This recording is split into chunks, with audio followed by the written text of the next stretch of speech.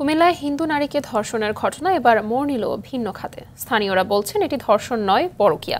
তবে ভুক্তভোগী ওই নারী বলেছেন এসবের কোনোটিই নয়, অভিযুক্ত ফজর আলীর সঙ্গে তার শুধু আর্থিক লেনদেনের সম্পর্ক। পুলিশ এরই মধ্যে ফজর আলী সহ 5 জনকে গ্রেফতারও করেছেন। কুমিল্লা প্রতিনিধি আবুল খায়রের পাঠানো তথ্যচিত্রে বিস্তারিত জানাচ্ছেন আব্দুল হামিদ।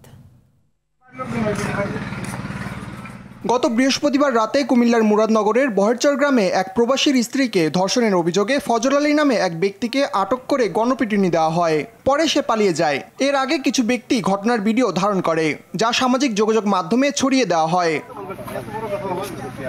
বিবস্ত্র ওই হিন্দু নারীর ভিডিও ছড়িয়ে পড়ার পর তা নিয়ে সব জায়গায় সমালোচনা শুরু হয়। অভিযুক্ত ফজর আলীকে ঢাকার সায়দাবাদ থেকে গ্রেফতার করে পুলিশ। উপজেলার বিভিন্ন এলাকা থেকে এ ঘটনার সঙ্গে জড়িত বহেরচর গ্রামের সুমন, রমজান, আরিফ ও অনিককেও গ্রেফতার করা হয়। তবে ঘটনার মোড় ঘুরিয়ে দেয় ভুক্তভোগী নারী নিজেই। এই ঘটনায় করা মামলা প্রত্যাহারের কথা জানান তিনি।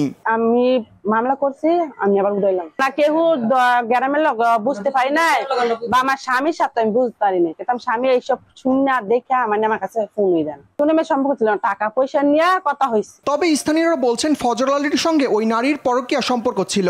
এই যে ঘটনাগুলি মানে শুরু হয়েছে তখন রাত্রে বাজে 12:30, কারণ আমার ডাক আনছে এই ফজর আলী চুরি নাকি মেয়ের অত্যাচার করছে। ফজর আলীর দীপালির পরকীয়া সম্পর্ক ছিল অনেক আগে থেকেই। দীপালির বিয়ে হয়ে গেছে শ্বশুর বাড়িতে থাকতো, ওইখান থেকে দীপালি বাপের বাড়িতে আসছে, ফজর আলীকে ফোন করে নেওয়ার পরে তাদেরকে পরকীয়া সম্পর্ক ছিল। এর আগে সামাজিক যোগাযোগ মাধ্যমে ফজর আলীকে বিএনপি কর্মী হিসেবে পরিচয় দিলেও খোঁজ নিয়ে জানা যায় তিনি স্থানীয় আওয়ামী লীগের রাজনীতির সঙ্গে যুক্ত ছিলেন। এছাড়া স্থানীয় ইউপি চেয়ারম্যানের ঘনিষ্ঠ হিসেবেই তাকে সবাই চিনত। সে আওয়ামী লীগের পন্থী রাজনীতি করছে, আওয়ামী লীগের সাথে জড়িত ছিল জাহাঙ্গীর আলম সরকার, ইউসুফ আব্দুল্লাহ হারুন, সবার ব্যানারে তাকে থাকবেন। সে হচ্ছে সুবিধাবাদী লোক।